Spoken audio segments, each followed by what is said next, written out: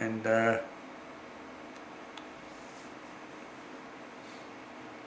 got an interviewed by a bloke named Ralph, who was a scientific officer.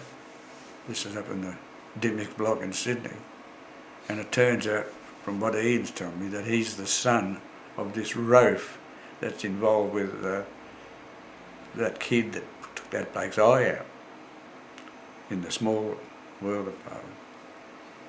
And I met Graham. When I first went in there, I used to smoke, and he said, put that cigarette out. I'd been waiting about 10 minutes, and I said I couldn't find an ashtray, and he annoyed me because I was caught on wrong-footed, and I put these drawings out, and he said, what's this, and I wasn't off-handed, but I was just annoyed that he said put that cigarette out. I could have said, well, if you'd have been on time, I wouldn't have had a cigarette in my mouth. Anyway, I said to Graham, well, that's one job I won't get. I was only in there about half an hour. Next thing I know, I get offer a job at WRE, and I just had an increase at ICI. I worked at ICI, and then the increase was a little bit above what they'd offered me. So I wrote and told them this, and so they jazzed it up to 1106. It's a number that comes up all the time. It's phenomenal. I know if you've got a number that comes up, but this 1106, I'll go in and look at the clock, 1106. And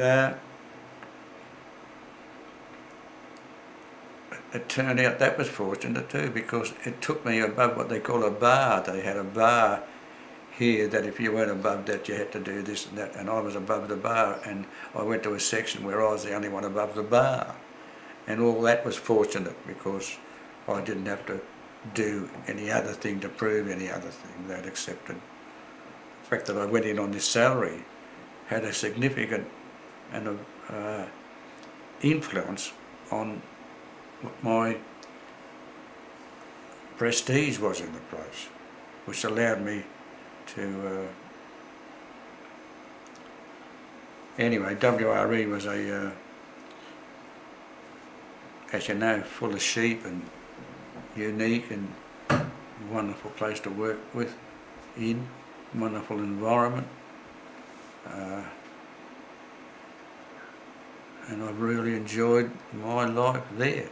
Yeah, best move I ever made was come here. When I was going to Tech, I jumped on a tram at Central Railway Station,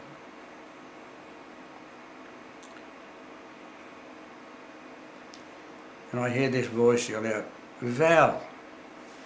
I'm just on the footboard, and I look around, and there's a bloke named Ross Masters, who I went to school with, and he's waving, "Get off the plane, get off the train, tram." It was only about 500 yards.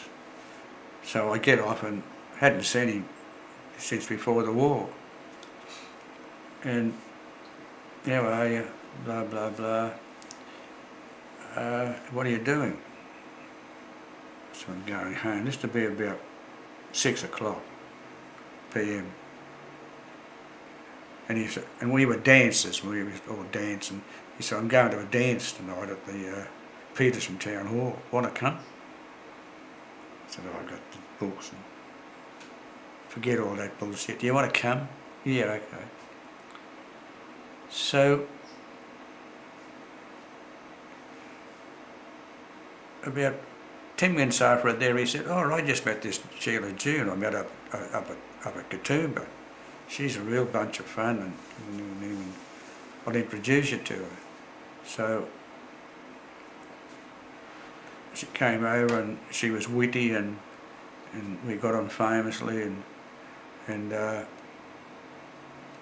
Ross had already asked her home, take her home, and she said, when I asked her, she said, Ross has asked me home. I said, oh yeah. She said, but if you'd like to ring me up, so, and I was still in the Air Force then. The war had finished, and she asked me home, when I rang her, she asked me home for dinner. And I was living in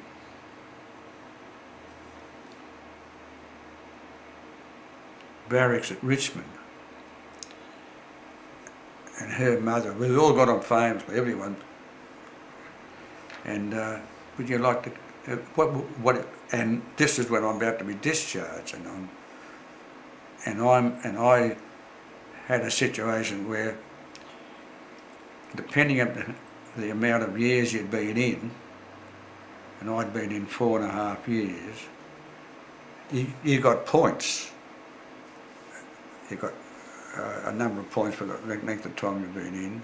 If you were married yet at the same time, he got more points than you.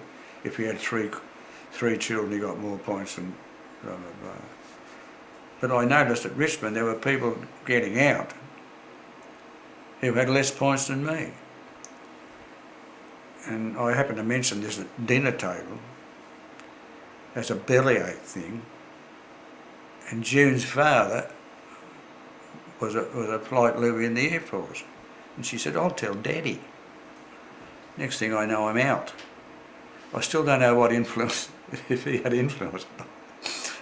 But a couple of days later, I'm out. Yeah. And another thing about circumstances, on the day I'm being discharged, you had to get cleared from medical and all kinds of accounts department, or they didn't know how many money for losing a spoon or some crap. There was a queue, and I heard this bloke yell out, I'm walking past, this bloke yells out, Phantom! Bloke in 24 squadron. How you going, what are you doing? I said, I'm going to the medical in general I'll be discharged. Once you get to the medical, that's it. You're out. And he said, I'm going for a course. And he said, I'd just been talking to a bloke that he asked for a course and you have to do a aptitude test. And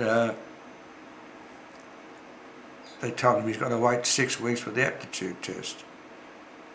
And they send you away on a leave pass for 6 weeks, a train warrant to where you want to go to, and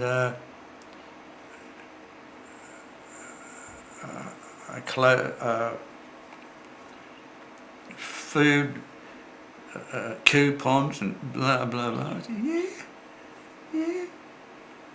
yeah. I said, oh. He said, I said, well, I'll get on it now. He said, wait half an hour. He said, I was talking to a bloke. He said it was only 3 weeks. He said, and the last 10 blokes had gone from 3 weeks leave to 6 weeks leave. I said, yeah. So I got on there into the queue, and when I got up there, it was 8 weeks. And he said, what do you want to do? And I didn't even know what I wanted to do. And I said, I want to be an engineer. Yeah. Have you got a leaving certificate? No. You've got to have a leaving certificate. Oh, have you? But we can send you on a course to get the leaving certificate. Can you?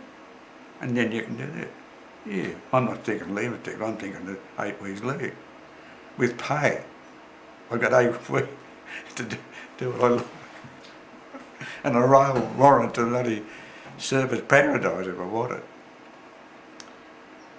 So I sign up.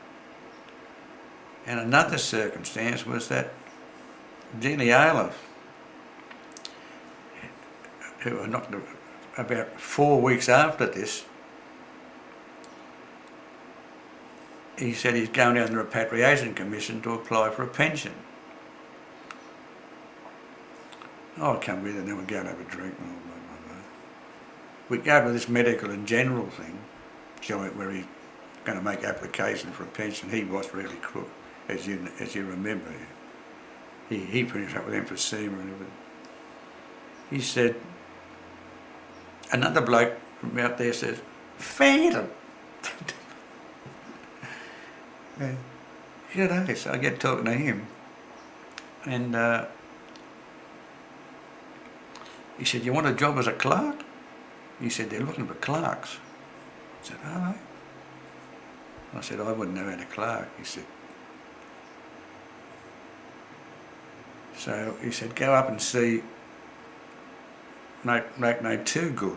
So while Daddy's making the application, I go up and see him, and he said, what are you doing? And so I told him a pack of lies about I'm writing all the time, and he said who are you working with? And I was working with this Flight Louis Russell, who was in charge of me, and I asked him would he give me a reference that I was able to do clerical work. Yeah.